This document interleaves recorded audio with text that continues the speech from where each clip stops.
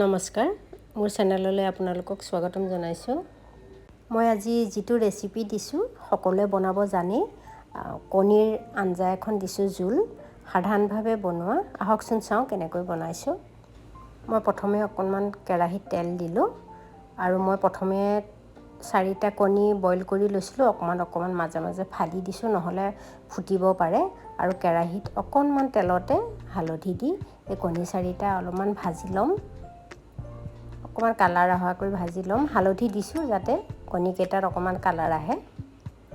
বেছি ভাজিব নালাগে, অকণমান কালাৰৰ কাৰণে। এইকেইটা ভাজি লৈ মই এইকেইটা উঠাই ল'ম এতিয়া। এইখন কণীৰ জোল সকলোৱে বনাব জানে, মই জানো। তথাপিতো মই কেনেকৈ বনাইছোঁ এবাৰ দিলোঁ ভিডিঅ'টো। এতিয়া কণীকেইটা ভাজি ল'লোঁ। এতিয়া 2টা আলু মই কাটি লৈছিলোঁ টুকুৰা কৰি, সেইকেইটাও এতিয়া ভাজি ল'ম অলপমান।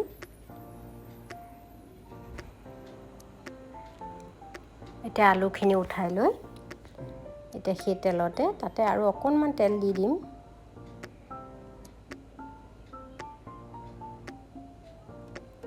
তেলখিনি গৰম হ'লে তাতে কেইটামান গোটা জিৰা দি দিছোঁ। এয়া শুকান জলকীয়া এটা, কটা পিঁয়াজ,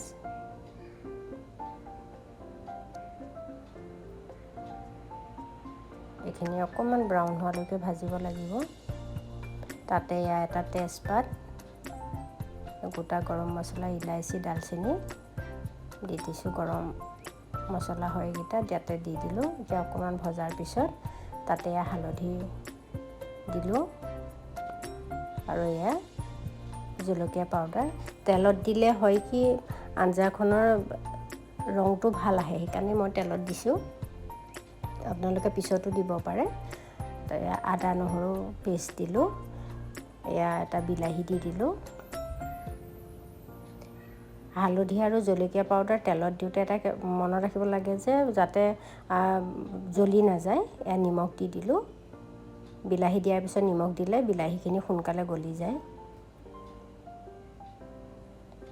এতিয়া কম জুইত ভালদৰে ভাজি এইখিনি ভাজি ল'ব লাগে। মই অকণমান শুকান যেন দেখিলোঁ, সেইকাৰণে 1 চামুচমান পানী দি এইখিনি মই এতিয়া মছলাখিনি ভালদৰে ভাজি ল'ম।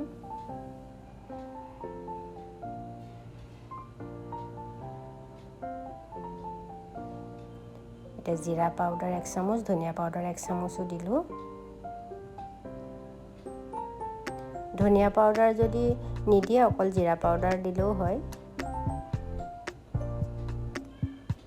এতিয়া তেল মছলাৰ পৰা বেলেগ হৈ গ'ল। এতিয়া মই তাতে ভাজি লোৱা আলু কেইটুকুৰা দি দিছোঁ। আলু কেইটুকুৰা সিজিবলৈ অকণমান সময় লাগিব, সেইকাৰণে মই আগতীয়াকৈ দিছোঁ। এতিয়া মই ইয়াতে আকৌ অকণমান পানী দি ভালদৰে মছলাখিনি আলুৰ লগত মিলি যোৱাকৈ ভাজি লৈছোঁ।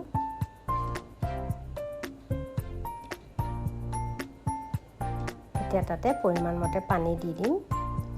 পানী দি দিলোঁ। এয়া আপোনালোকক যিমান গ্ৰেভিটো লাগে, জোল কিমান লাগে, পনীয়া লাগে নে অকণমান ডাঠকৈ লাগে, সেই হিচাপত পানী দিব। মই বৰ পনীয়া কৰা নাই, সেইকাৰণে মই অলপমান পানী দিছোঁ। এতিয়া এটা উতল আহিলেই তাতে মই কণীকেইটা দি দিম। উতল আহিয়ে গ'ল।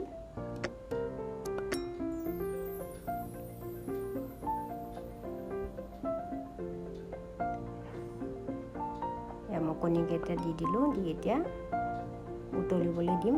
আলুখিনি সিজিলেই জোলখন ৰেডি হৈ যাব। হৈ গৈছে ৰেডি। এতিয়া গেছটো অফ কৰি দিলোঁ। তাতে ধনিয়া পাত কেইটামান কাটি দিলোঁ। এয়া মোৰ কণীৰ জোলখন ৰেডি হৈ গ'ল। এয়া আপোনালোকে মোৰ চেনেলটো যদি ছাবস্ক্ৰাইব কৰা নাই তেন্তে কৰি ৰাখিবচোন। মই তেতিয়া নেক্সট ভিডিঅ'টো দিলে আপোনালোকে লগে লগে ন'টিফিকেশ্যন পাই যাব। মোৰ ভিডিঅ'টো চোৱাৰ কাৰণে বহুত বহুত ধন্যবাদ।